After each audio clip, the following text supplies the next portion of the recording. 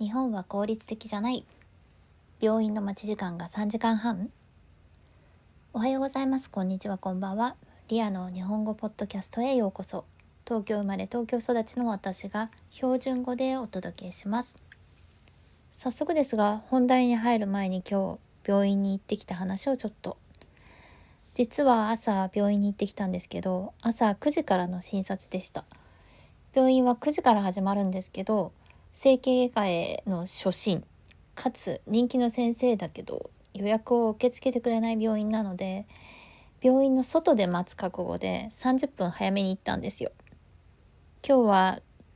東京は天気はいいけど真冬だから当然寒くって、最低気温が1度で最高気温が9度、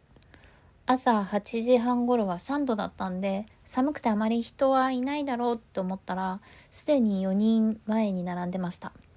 すごく寒いからか院内に入って待てる状態だったんで良かったんですけど、9時診察開始時間にはもう15人患者さんがいて、個人病院なのに大混雑してました。今回私は5番目の診察で、診察自体は5分ぐらいでしたけど、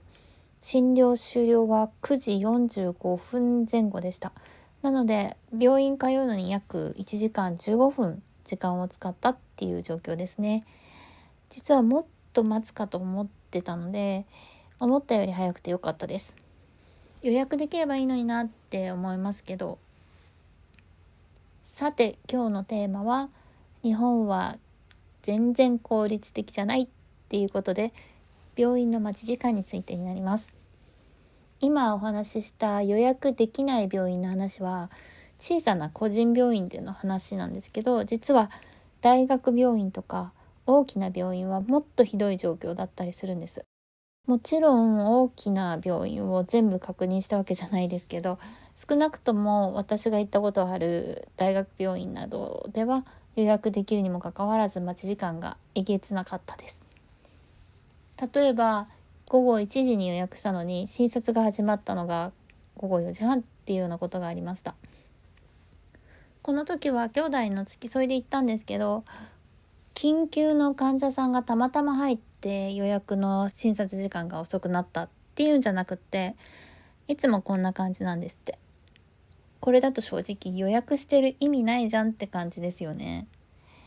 いつもこんな状態なんだったら1人の予約の枠をもっと長くするべきですよね。例えば今1人10分だとしたら1人30分にするとか。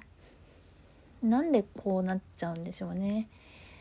1時から1時半の枠に何人かの患者さんの予約を受け付ける方法、こういうのも多いようなんですけど、それが例えば今3人だとしたら1人かせめて2人にするとかしてほしいですね。皆さんの国や地域ではどうですか？病院の待ち時間にストレス感じることありますか？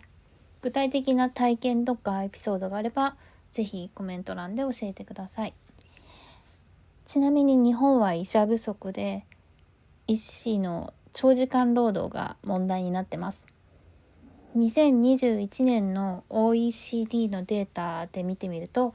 日本の人口1000人あたりの医師数は 2.6 人で、OECD 平均の 3.7 人を下回ってます。ちなみにギリシャが一番多くて 6.3 人、次いでポルトガルで 5.6 人、オーストリアが 5.4 人と続いてます。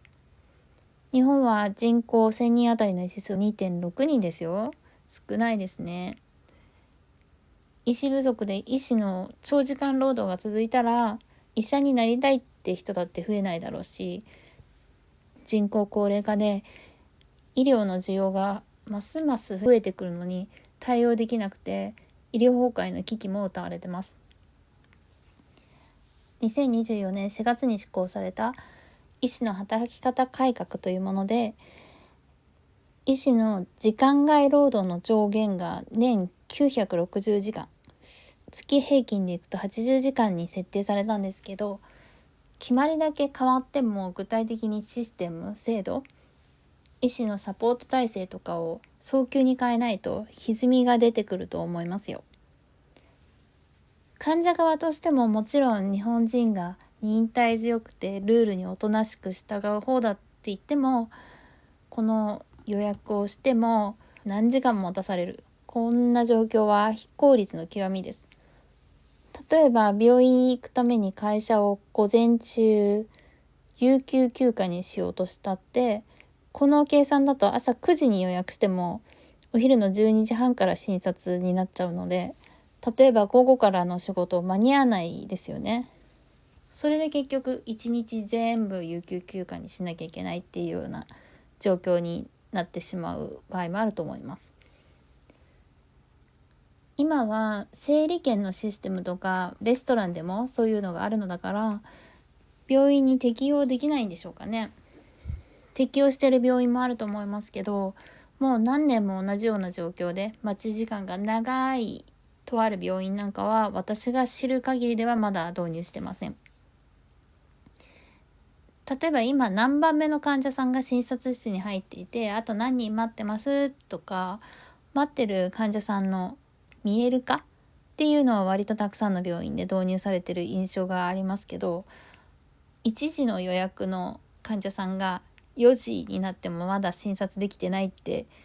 そういう待ち時間が見える化されても根本的な解決になってませんよね。とにかく予約システムの改善やオンライン診察の導入とか、そういったものも含めて早くシステムが整って待ち時間が短くなって、みんなの大切な時間を無駄に使わないようにしていけたら良いですよね。はい、ではでは、リアの日本語ポッドキャスト、今回はこの辺で。最後まで聞いてくれてありがとうございます。また次のポッドキャストでお会いしましょう。またね。バイバイ。